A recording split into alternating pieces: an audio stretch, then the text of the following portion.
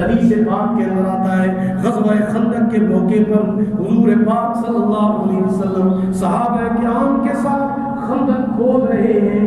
ایک صحابی نے آ کے عرض کیا کہ یا رسول اللہ صلی اللہ علیہ وسلم آج کافی دن ہو گئے ہیں کھانا نہیں کھایا, بھوک لگی ہوئی ہے.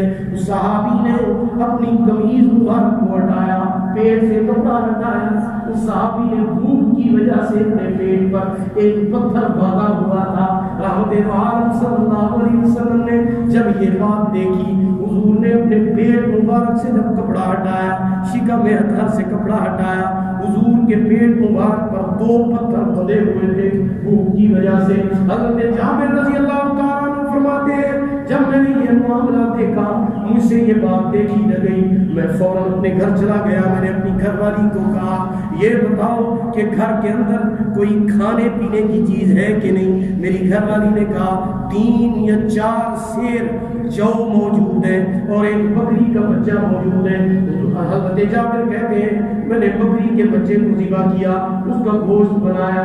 میں نے کہا جو کا آٹا بنا لو, آٹا بنانے کے بعد کھانا تیار کرو.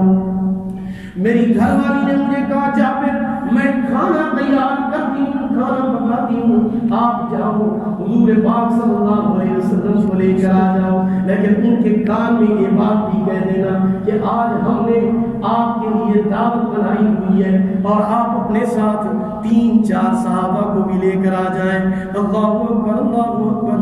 حضرت جابر کہتے ہیں میں نے جا کر حضور اکرم صلی اللہ علیہ وسلم کی خدمت میں عرض کیا یا رسول اللہ صلی اللہ علیہ وسلم ہم نے آپ کے لیے دعوت کا انتظام کیا ہوا ہے, ہم نے آپ کے لیے کھانے کا انتظام کیا ہوا ہے, آپ اپنے ساتھ 3 یا 4 صحابہ کو بھی لے کر آ جائیں. رحمت عالم صلی اللہ علیہ وسلم نے اس پورے 1400 کے لشکر کو اعلان کر کے خطاب کر کے فرمایا میرے صحابہ جان سارو وفادارو حقدارو میرے پیارے صحابہ آؤ آپ سب کے لیے. حضرت جابر نے کھانے کا انتظام کیا ہوا ہے, دعوت کا انتظام کیا ہوا ہے, کھانا بندوق ہے اور حضور 1400 کے لشکر کو لے کر آ رہے ہیں.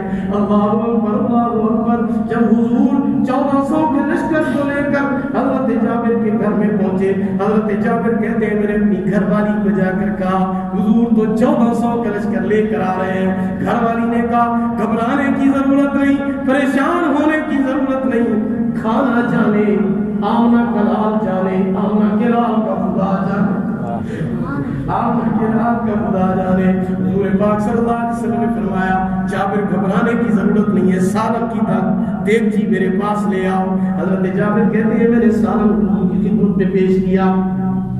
حضور پاک صلی اللہ علیہ وسلم نے اپنے سونے چاندی ہیرے جواہرات سے بھی زیادہ قیمتی لعاب دہن جابر کی دیگچی میں ڈال دیا, سالن میں ڈال دیا.